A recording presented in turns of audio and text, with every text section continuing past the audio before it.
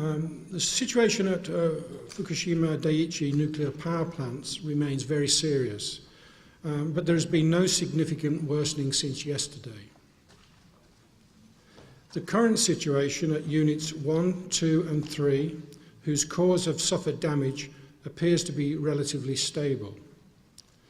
Seawater is being injected into all 3 units using fire extinguishing hoses. The containment pressures are fluctuating. Military helicopters carried out 4 water drops over Unit 3. Unit 4 remains a major safety concern. No information is available on the level of the water in the spent fuel. No water temperature indication from the Unit 4 spent fuel pool has been received since March the 14th, when at that time the temperature was 84 degrees centigrade.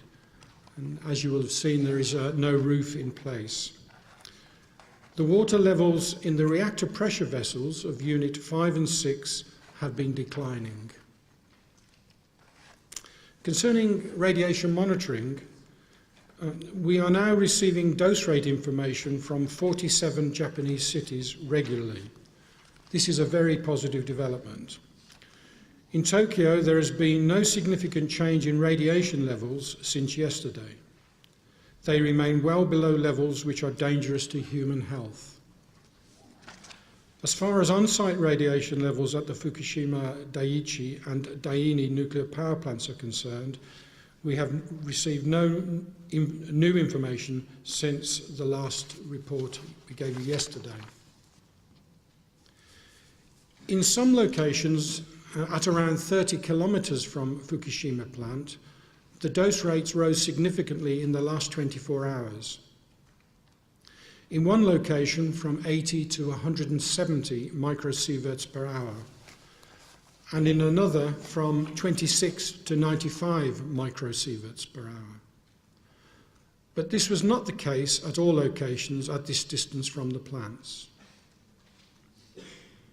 Dose rates to the northwest of the nuclear power plants were observed in the range 3 to 170 microsieverts per hour, with the higher levels observed around 30 kilometres from the plant.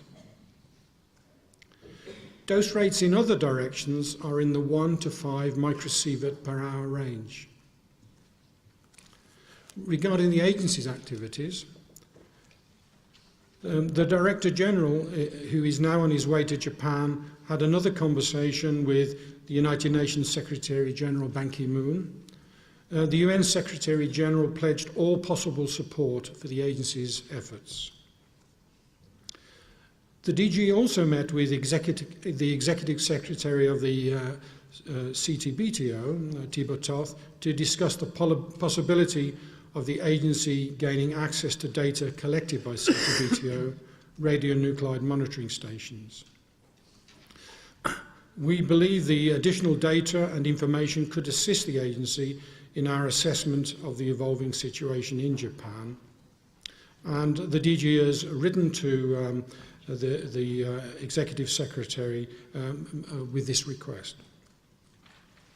Finally, a specialist from the World Meteorological Organization, WMO, joined our team in the Incident and Emergency Centre earlier this week and is providing expert advice on the possible trajectories of winds from the area of the power plants. Thank you.